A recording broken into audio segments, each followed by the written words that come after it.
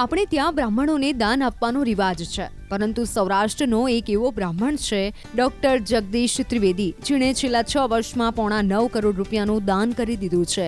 તેની ઈચ્છા છે કે જીવન દરમિયાન તેમણે 11 કરોડનું દાન કરવું છે. ખુદ પ્રધાનમંત્રી નરેન્દ્ર મોદીએ પોતાની મન કી બાતમાં ડોક્ટર જગદીશ ત્રિવેદીના આ સેવા યજ્ઞનો ઉલ્લેખ કર્યો. दायरा के एक प्रसिद्ध कलाकार है भाई जगदीश त्रिवेदी जी। हास्य कलाकार के रूप में भाई जगदीश त्रिवेदी जी ने 30 साल से भी ज्यादा समय से अपना प्रभाव जमा रखा है। हाल ही में भाई जगदीश त्रिवेदी जी का मुझे एक पत्र मिला और साथ में उन्होंने अपनी एक किताब भी भेजी है। किताब का नाम है social audit of social service.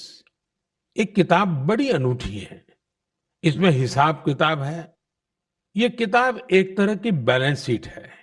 पिछले 6 सालों में भाई जगदीश त्रिवेदी जी को किस किस कार्यक्रम से कितनी आय हुई और वो कहां कहां खर्च हुआ, इसका पूरा लेखा जोखा किताब में है।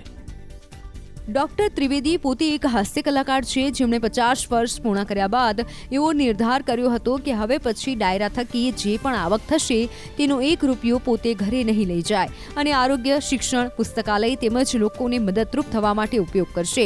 મન કી બાતમાં પ્રધાનમંત્રીના મુખે પોતાની વાત સાંભળી તેઓ અને તેમના પરિવારજનો ગદગદ થઈ ગયા.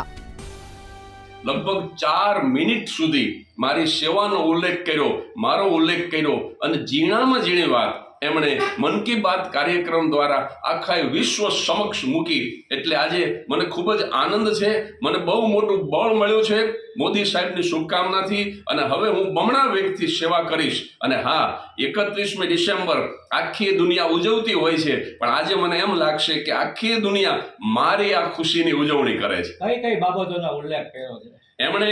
ખાસ તો મારું સેવાનું સરવૈયું.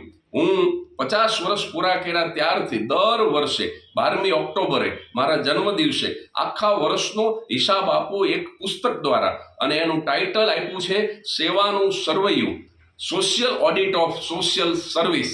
અને આખા વર્ષ દરમિયાન મેં જાન્યુઆરીમાં કેટલા પ્રોગ્રામ કર્યા, ફેબ્રુઆરીમાં કેટલા પ્રોગ્રામ કર્યા, કઈ તારીખે ક્યાં પ્રોગ્રામ કર્યો, એમાં મને કેટલો પુરસ્કાર મળ્યો, આના પાઈ શીખેનો હિસાબ આપું. અને પછી એ તમામ રૂપિયા મેં ક્યાં દાનમાં આપ્યા, તો કયા વિદ્યાર્થીની ફી ભરી તો વિદ્યાર્થીનું નામ, કોલેજનું નામ, કયા પેશન્ટની કિમોથેરાપી કે ઓપરેશન કરાયું તો પેશન્ટનું નામ, હોસ્પિટલનું નામ. આમ એક ઝીણામાં ઝીણો હિસાબ આવક અને જાવકનો આપું દર વર્ષે, અને એનું નામ આપું સેવાનું સરવૈયું. તો મોદી સાહેબની ઓફિસ સુધી આ 6 વર્ષનો હિસાબ પહોંચ્યો પુસ્તક સ્વરૂપે. અને એમણે એ બધી રકમ સાથે એમણે ઉલ્લેખ કર્યો, ઝીણામાં ઝીણી બાબતનો ઉલ્લેખ કર્યો.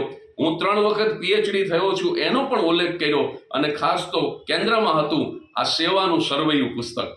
આપણે અત્યાર સુધીમાં કુલ 11 કરોડનો જે સંકલ્પ કર્યો છે, એમાંથી કુલ કેટલી રકમ અત્યાર સુધીમાં પોણા 9 કરોડ સુધી હું પહોંચી ગયો છું. આજે જ મોદી સાહેબ પણ બોલ્યા, હું પોણા 9 કરોડ સુધી હું આરોગ્ય અને શિક્ષણમાં દાન કરી ચૂક્યો છું. અને મારો મનોરથ છે કે મરતા પહેલા 11 કરોડ રૂપિયાનું દાન કરું. અને હું જે કાર્યક્રમો કરું છું છેલ્લા 6.5 વર્ષથી, એમાં હું વહીવટી ખર્ચ પણ નથી લેતો. સંપૂર્ણ આવક હું 2 જ જગ્યાએ આપું છું, હેલ્થ અને એજ્યુકેશનમાં. કોઈ પણ જાતના નાત જાતના ભેદભાવ વગર હું આ કાર્ય કરી રહ્યો છું. અને આજે મને બહુ જ બળ મળ્યું છે, કારણ કે યશસ્વી વડાપ્રધાન જ્યારે 140 કરોડની જનતાના વડાપ્રધાન જ્યારે 4 મિનિટ સુધી મારા વિશે બોલે, ઈશ્વરની અપરંપાર કૃપા ઉતરી કહેવાય.